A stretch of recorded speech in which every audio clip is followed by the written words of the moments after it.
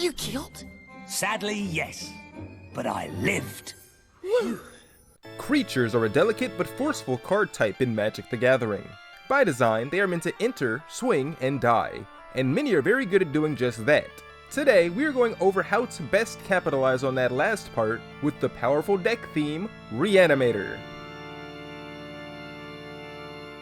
The Reanimator deck's main focus is to get powerful and expensive creatures into the graveyard, then returning them into play through reanimation effects, generally well before the creature could be cast from hand.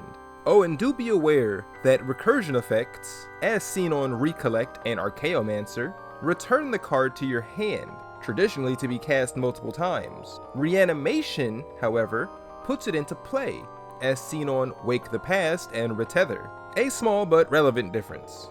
Reanimator decks are traditionally black aligned, but there are spells in each color that put things from a graveyard onto the battlefield. Non-casual formats wish to utilize Reanimate and creatures like Archon of Cruelty or even Gristlebrand.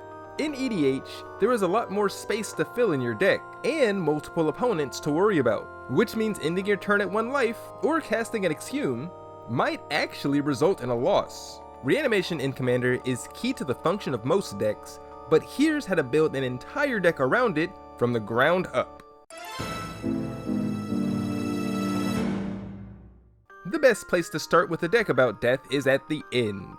There are 2 massively powerful spells in EDH that mass reanimate, and each requires a clashing playstyle. Those 2 spells being Rise of the Dark Realms and Living Death. Rise requires a lot of beefy graveyards and some way to win on the spot. Living Death puts your opponent's graves into play under their control, so you may not want anyone else to have a large yard the turn you cast it.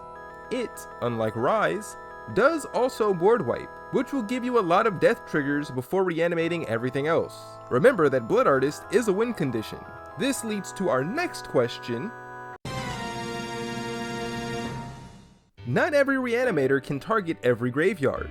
Puppeteer Click can only target your opponent's yard, while Dread Return can only target your own yard. Then there are cards like Extract from Darkness, which can reanimate from any yard.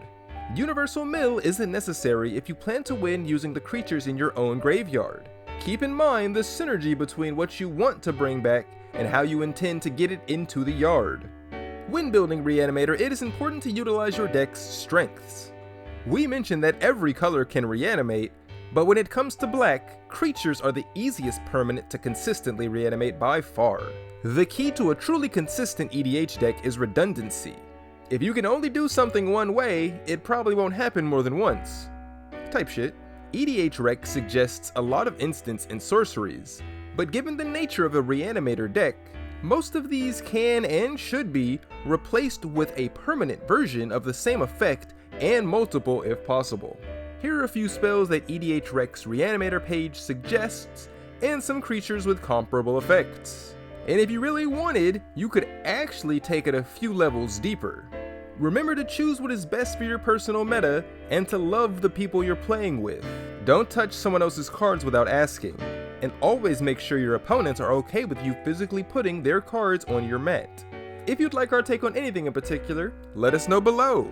Until next time, we've been Rude Kaiser, your undying host, hoping you all keep cooking, stay goated, and never be mid.